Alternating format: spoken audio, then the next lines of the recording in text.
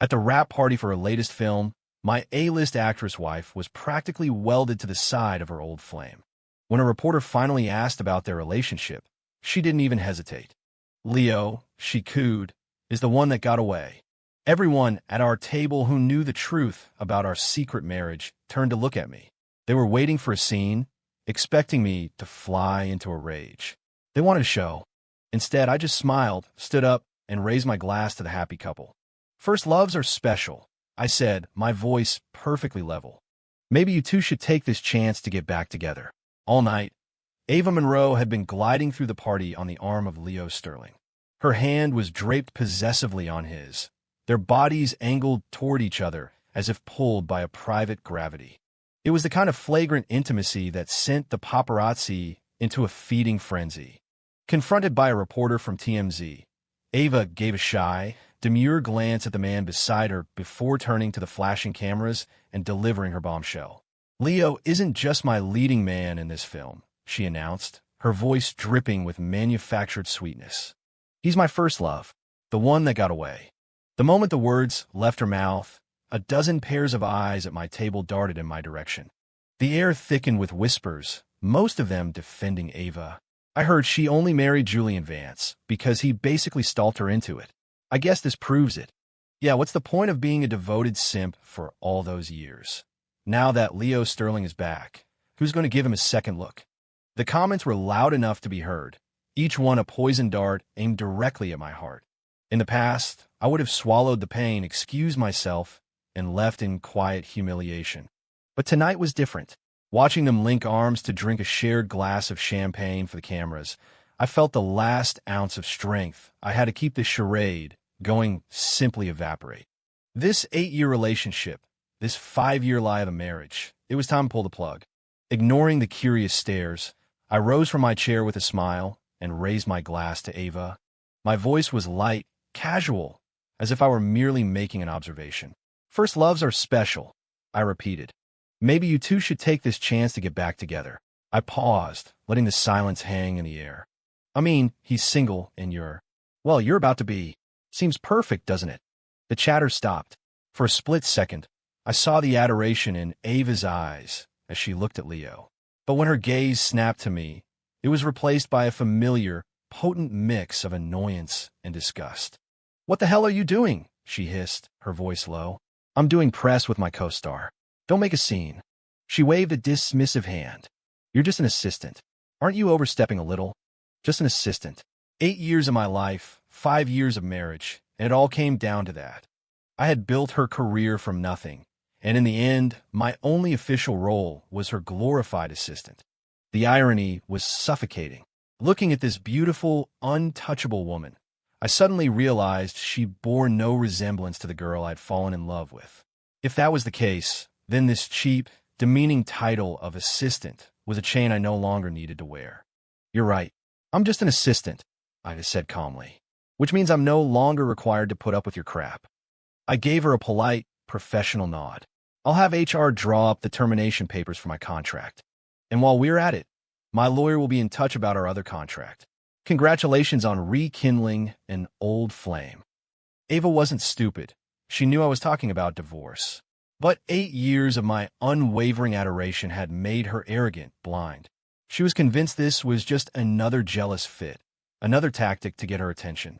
She didn't even bother to look at me again, just scoffed and turned away, pulling Leo with her. Are you having another one of your episodes? She said over her shoulder. Leo and I are going back to his place to go over the script for our next project. I won't be home tonight. Her voice dripped with condescension.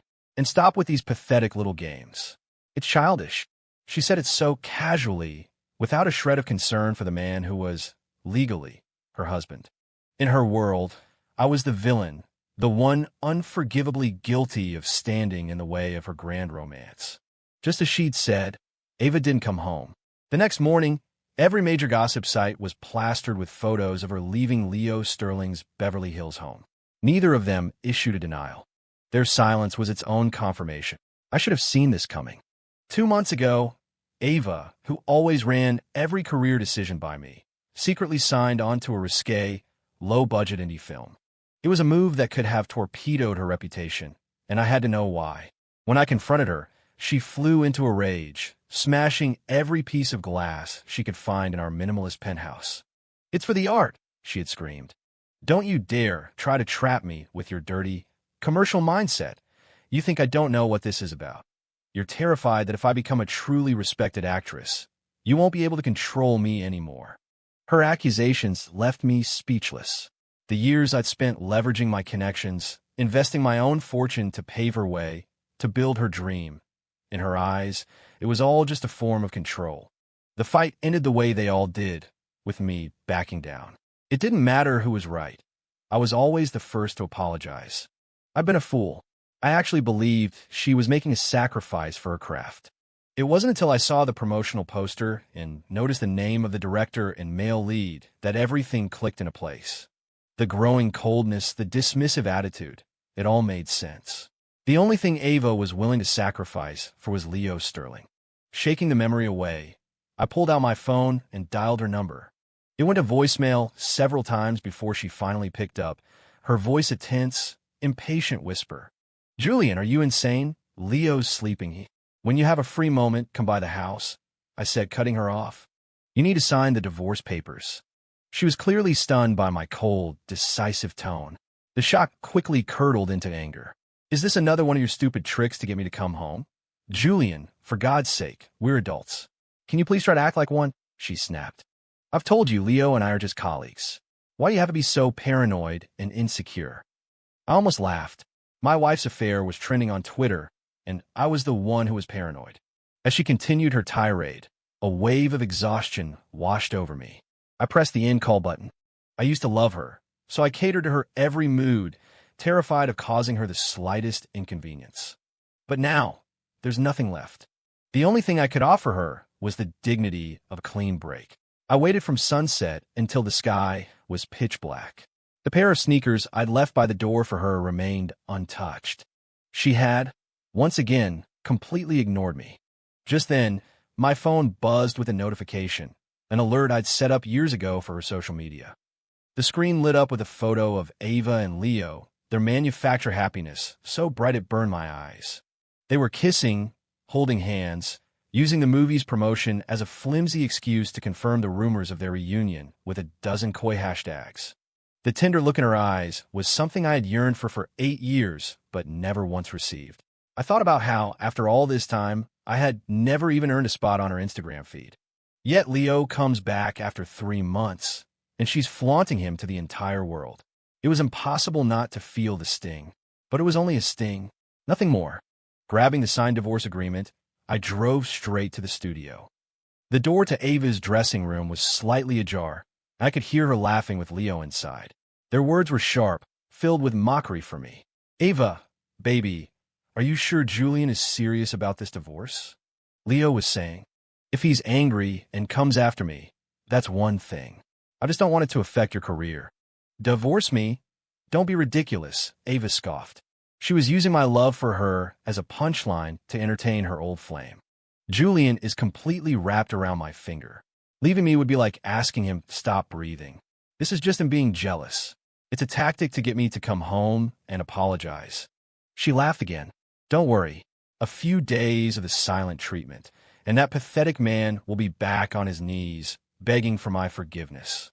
Her casual cruelty made my knuckles turn white as I gripped the papers. She was right. I did love her. That's why I had lowered my standards, compromised my dignity again and again. She said going public would hurt her image as a rising star. So I willingly hid our marriage, playing the role of her assistant for 5 years. She said she needed to be an A-lister to have security. So I poured my money and connections into making her an Oscar winner. I built her a throne of wealth and fame. And she took it all for granted, convinced she had me permanently under her thumb. I was done living like that. Taking a deep breath, I pushed the door open, ignoring their startled expressions. Ava's shock quickly morphed back into her usual smug arrogance. She shot a triumphant, "I told to look at Leo?" "Julian, what are you doing here?" she asked, feigning surprise. "Weren't you threatening me with divorce just a few hours ago? Don't tell me you regret it already. Are you here to beg for my forgiveness?" Her laughter was shrill, grating. It was the sound of a woman who had never once doubted my devotion. It was also the sound that had finally killed it. I didn't have the energy for more games. I dropped the file onto the vanity in front of her.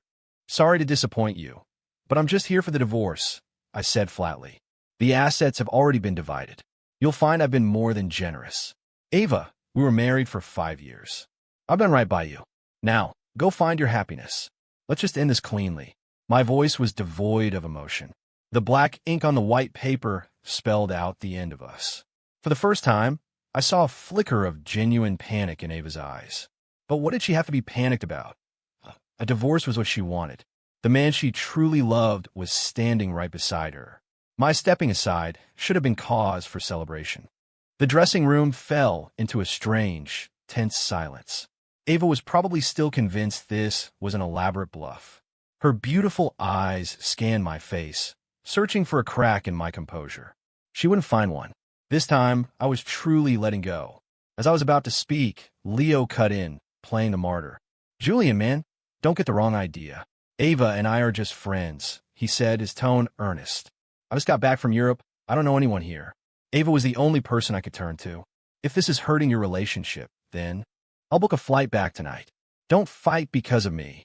He was drawing a line in the sand, but he called her Ava with an intimacy her husband was never afforded. The hypocrisy was nauseating.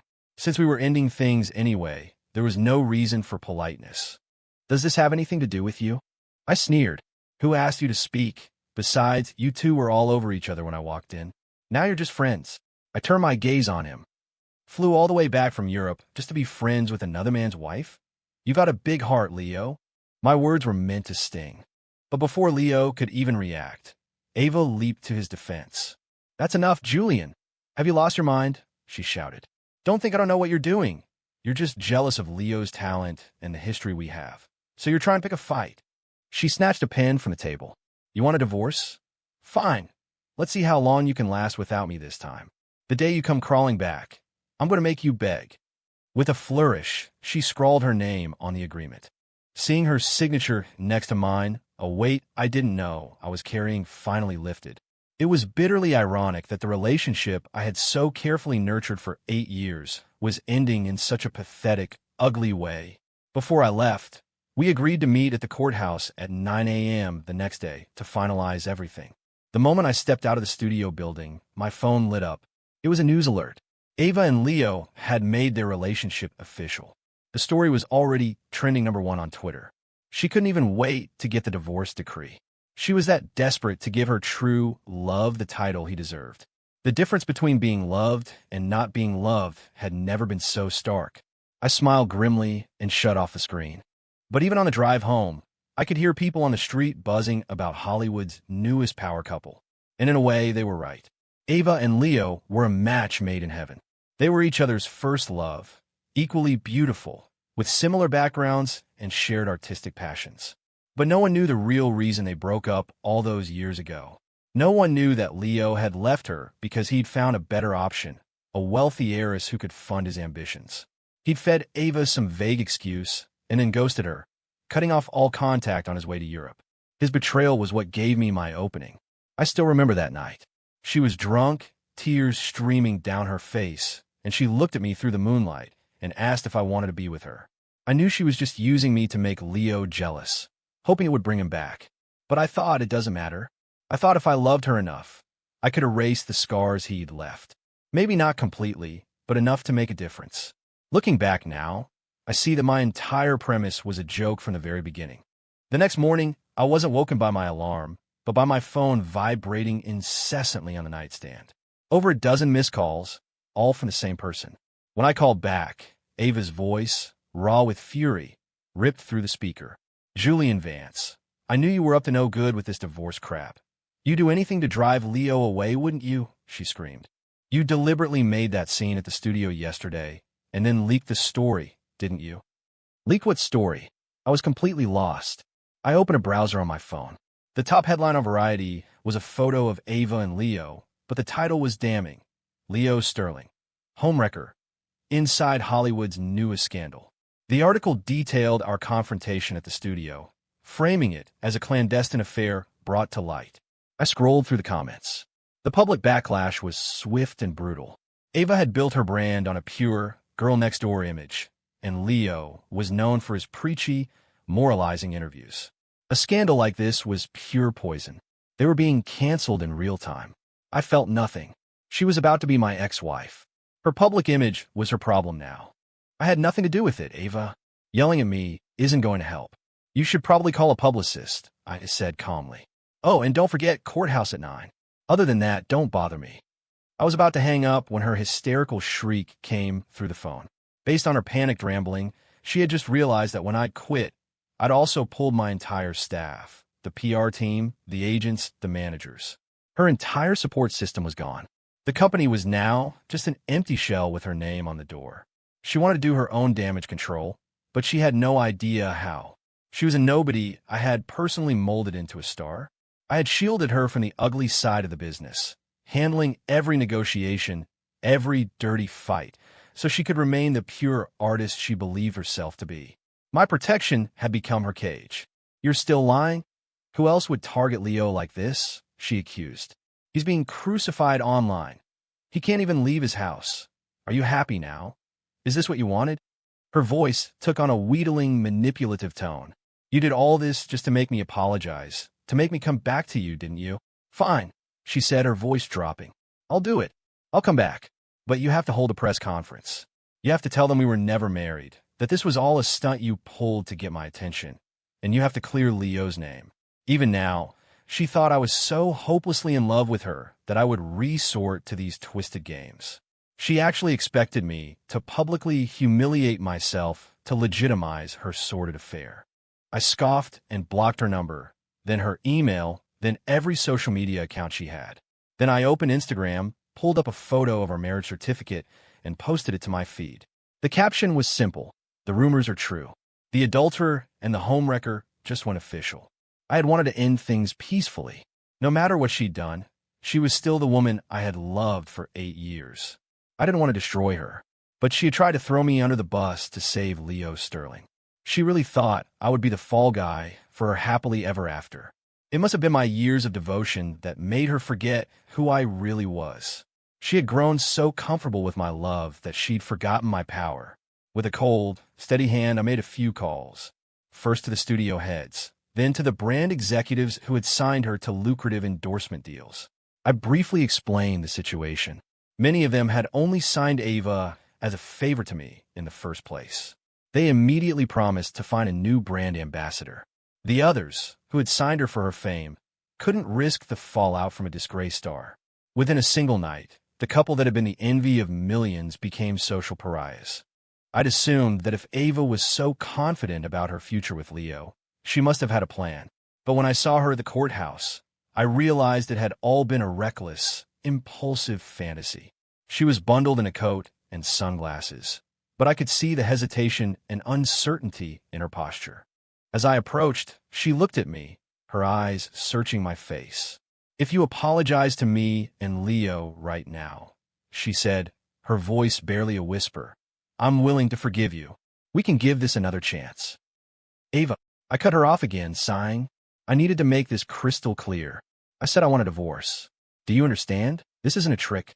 I'm not jealous. And you don't have to give me another chance, because I don't want one.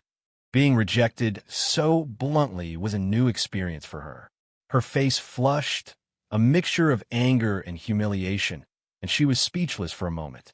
Finally, she let out a cold, bitter laugh. Good. That's for the best. I was just worried you still had feelings for me. Her chin lifted in defiance. Why would I ever want to be with you? If it weren't for you, Leo and I wouldn't be in this mess. But you don't have to worry. Leo promised he's going to make me his muse, the star of all his films forever. He's going to marry me. She glared at me, her voice filled with venom. Julian Vance, when I'm back on top, I'm going to enjoy watching you kneel and beg for me to come back. It was laughable. She and Leo got caught, and somehow it was my fault. It wasn't just Ava. I myself was morbidly curious to see how this muse would reach the top without my money and connections, propped up only by her half-baked acting skills and a director who only knew how to shoot risque vanity projects. It was pure delusion. I didn't even bother giving her another look as I walked inside to file the paperwork. When the final stamp hit the page, I felt like I could breathe again. It was really over. I was finally free to go back to my own life. As I left, I noticed Ava standing hesitantly by the curb. In the past, I would have already had the car waiting for her. Today, I didn't even slow down. I hit the gas and left her shrinking in my rearview mirror. From now on, my life was my own, and no one was going to drag me into their drama ever again. After the divorce, I took a long overdue vacation. I shut off my phone, ignored my work, and spent 3 months traveling through Europe, completely off the grid. By the time I returned to Los Angeles, the industry was already buzzing with new gossip. A friend insisted on throwing me a welcome back party, saying it was a great chance to scout some new talent. I wasn't interested, but he was persistent. I didn't expect the party to come with a floor show. 3 months had done a number on Ava. She was far more haggard than I could have imagined. Her hair and makeup looked amateurish, and she was wearing a designer dress that was clearly from last season and didn't fit her properly. She looked smaller, lost, as she moved through the crowd of investors, meekly handing out her business card. A pang of something, not pity, but a strange sense of dissonance, hit me. When we were together, brand new gowns and haute couture pieces were delivered to our home daily. If a brand didn't offer her an endorsement, I bought out their entire collection for her myself. Price was never an object. Only her happiness mattered. At the most exclusive industry events, I made sure she was the center of attention, shielding her from the slightest hint of disrespect. But none of it mattered. I had tried, and all of my efforts were worth less than a single sweet word from Leo Sterling. My friend followed my gaze and spotted Ava. "How did she get in here?" he muttered. "I know for a fact her and that boyfriend of hers weren't on the guest list." He leaned in closer. "You have no idea, man. While you were gone, her whole world came crashing down. The breach of contract lawsuits alone cost her nearly 9 figures. He continued, his voice laced with industry schadenfreude. "Everyone knew she only got those roles because of you. With her acting talent, she's lucky to be getting any work at all, let alone winning awards." Over the next 10 minutes, my friend filled me in. The indie film she made with Leo had been a catastrophic flop. Her reputation was already in the gutter from the affair, and the movie's terrible reviews sealed her fate. Most of her money went to paying off lawsuits, and Leo apparently took the rest to fund his next masterpiece. Desperate, she started taking roles in terrible, low-budget films that no one else would touch. Then she tried to make a comeback on a reality TV show, which only succeeded in exposing her true, abrasive personality to the world, making her a national punchline. "A lot of people in this town couldn't stand her," my friend concluded. "Without you protecting her, it was only a matter of time before she flamed out." He wasn't being cruel, just honest. I was the one who had manufactured her entire public persona. I knew her limitations better than anyone.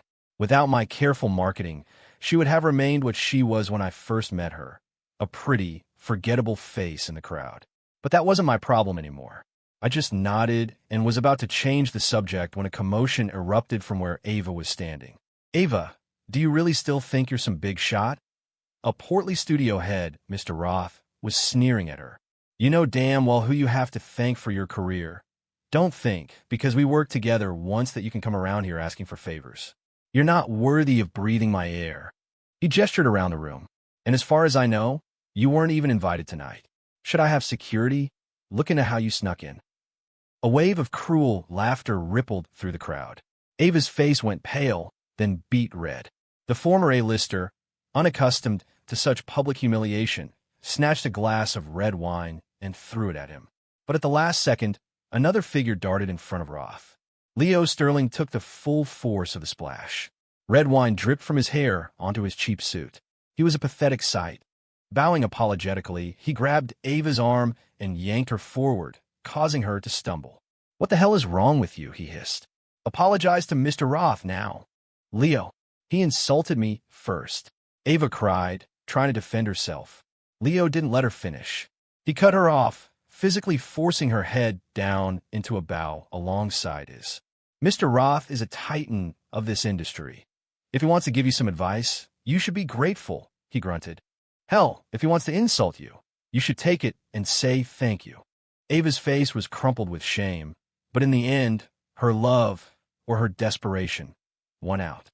The sight of the two of them, groveling like pathetic lapdogs, earned another round of sneers from the onlookers.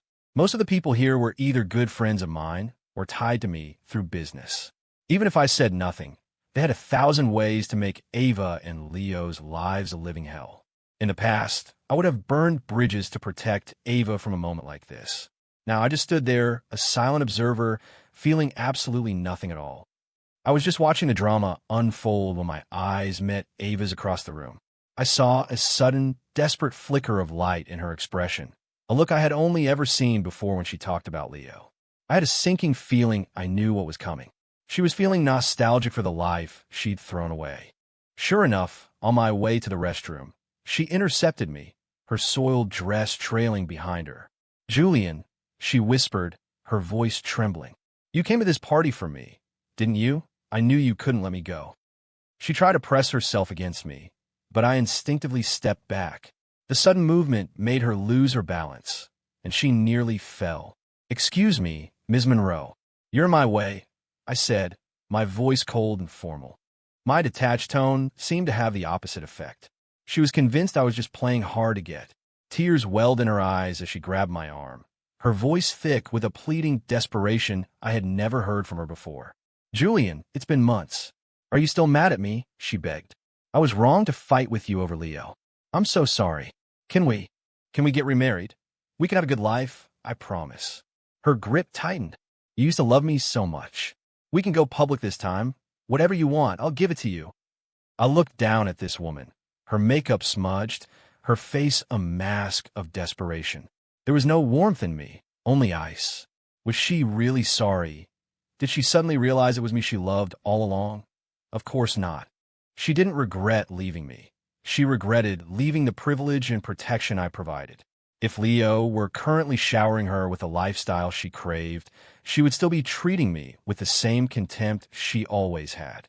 The thought of taking her back was laughable. A wave of profound weariness washed over me. I yanked my arm free from her grasp. The force of it made her stumble back. "Ava, how dare you even bring up the past?" I said, my voice low and dangerous. "I loved you for 8 years. I took care of you, protected you, put you on a pedestal. And how did you repay me? You told me you wanted a secret marriage for your career, and I went along with it, playing the part of your nameless assistant for 5 years. Meanwhile, you were carrying on with Leo Sterling behind my back, putting me down every chance you got, telling the entire world he was the only one you ever loved." I took a deep breath, my eyes locking onto hers. "Let me ask you, Ava, do you even have a heart?" I paused, letting the words sink in. "I'm only going to say this one more time, so listen carefully. I do not love you anymore." I let out a humorless laugh. "Being with Leo was your dream, wasn't it? I made your dream come true. So why are you here, begging me to take you back?" The answer is no. It will always be no. This life you have now, you have no one to blame but yourself. By the time I finished, tears were streaming down her face.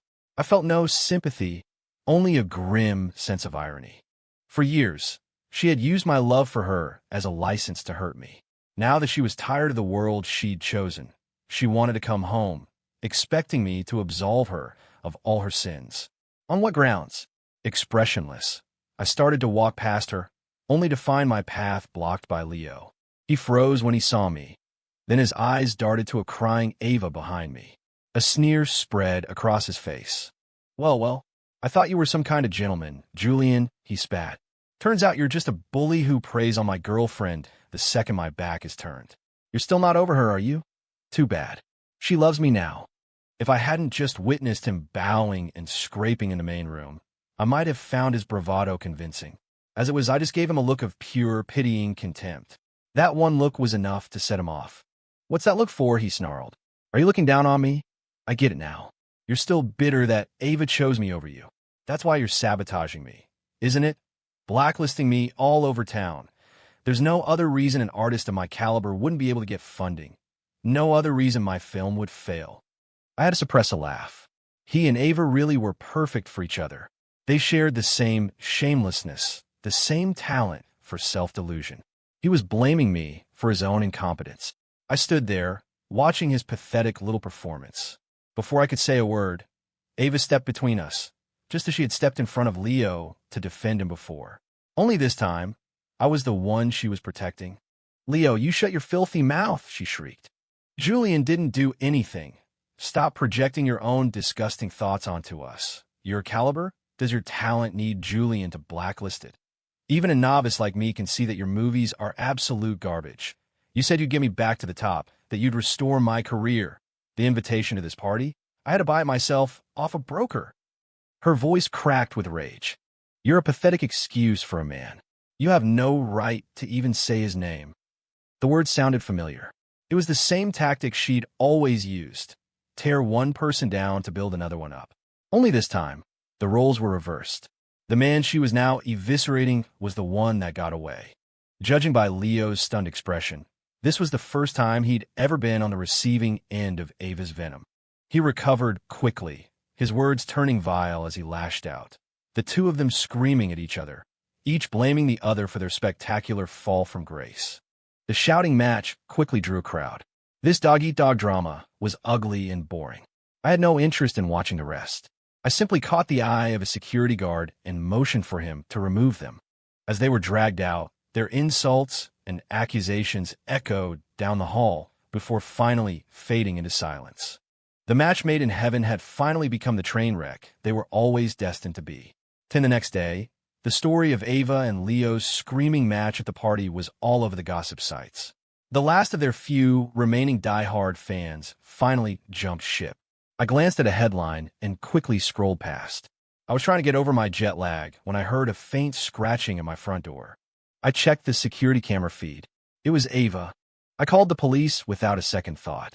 The person outside must have heard me on the phone because the scratching turned into frantic knocking. Julian, I know you're in there. Please, just open the door. Let me see you, I'm begging you. Her voice was muffled, desperate. I know I was wrong. Please, just give me one more chance. We can get back together. I'll love you right this time, I swear. She was sobbing. I knew her remorse was real. She wasn't a good enough actress to fake this level of despair. But what good was it now? I opened the door crack. She was crumpled on my doorstep, her eyes red and swollen. She looked even worse than she had at the party, disheveled, broken, with none of the polish of a movie star. The moment she saw the opening, she tried to push her way inside, but I blocked her with my body. You're trespassing, Ava. I've already called the police. You can explain to them what you're doing here. She looked at me in disbelief, as if she couldn't comprehend that the man who once treated her like the center of the universe could be so cold. But it was true. This was who I was now. Her lips trembled. Then, as if she'd made a momentous decision, her knees buckled, and she knelt on the cold stone of my porch. Julian, I'm so sorry, she choked out. I shouldn't have taken your love for granted. I should have seen Leo for who he really was. When he realized I couldn't make him any more money, he just left me. He's gone, Julian. You're the only one who can help me now. I remained silent. So after all these years, Leo hadn't changed at all. History was repeating itself. He left you. I stated, my voice flat. So you should go find him. Why are you here? I looked down at her. Did you really think I'd be stupid enough to fall for the same tragedy twice? She wasn't stupid. My words hit their mark. She looked up, her eyes widening in confusion. The same tragedy? She whispered. You mean, when he left me years ago, was it also because... She understood. Seeing the dawning horror in her eyes, I decided there was no reason to hide the truth anymore. Yes, Ava. The first time, he dumped you for a wealthy heiress who could fund his films. You were the only one who thought he left for some noble, mysterious reason. You spent years idealizing him. I let out a harsh breath. I was going to tell you the truth back then, but I was afraid it would break your heart. So I kept a secret. Turns out, that secret became the knife you used to stab me in the back. I wasn't finished. In the recent scandal, the story about him being a home wrecker, he leaked that himself. It was a calculated move to make you hate me, to isolate you, to make you completely dependent on him so you'd keep funding his pathetic career. I told her everything I had uncovered. I watched as the last bit of light drained from her face. She covered her face with her hands, her body shaking with violent, silent sobs. I'm sorry. I'm so sorry. She wept. I was so blind. I know I was wrong. I really know now. She looked up at me, her face a mess of tears and regret. Please, give me a chance to make it up to you. Julian, forgive me. The woman kneeling before me was a picture of utter devastation. and I felt nothing. I just stood there and watched as the police car pulled up and the officers gently but firmly pulled her to her feet. As they led her away, she was still screaming my name, begging me to forgive her. I silently closed the door, shutting her out for the last time. 11 after that day, Ava and Leo disappeared from the public eye for a long time. The next time I saw their names, it was in a headline on a local news site. Actress Ava Monroe and boyfriend Leo Sterling were involved in a dispute over financial matters. During the altercation, Ms. Monroe reportedly pushed Mr. Sterling from the terrace of their apartment building. He was pronounced dead at the scene. Ava was convicted of manslaughter and sentenced to 5 years in prison. When I heard the news, I was in the middle of cleaning out the house, preparing to put it on the market. I received a call from a detective. He said Ava wanted to see me one last time. I refused without a moment's hesitation. The day we divorced should have been the end of it. Getting entangled with her again had been a mistake. I wasn't going to make another one. I packed up every single thing in the house that had belonged to Ava. Anything that reminded me of our 8 years together went with it. The valuable items I had donated to a charity auction. I left nothing for myself, not a single memento. 6 months later, I was overseeing the first round of casting for a new project. Across the crowded room, I saw her. A young woman with a high ponytail and a white dress. When she smiled, she had 2 deep dimples. She was the spitting image of the girl I had first met when I was 22. For a heartbeat, I saw a ghost. I saw the heartbroken young woman who had looked at me through her tears all those years ago and asked if I wanted to be with her. Would I be with her again? No. If I could go back, if I had 1,000 chances to do it all over, I would walk away every single time. My life, from this moment on, would be a life without Ava, and it would be entirely my own.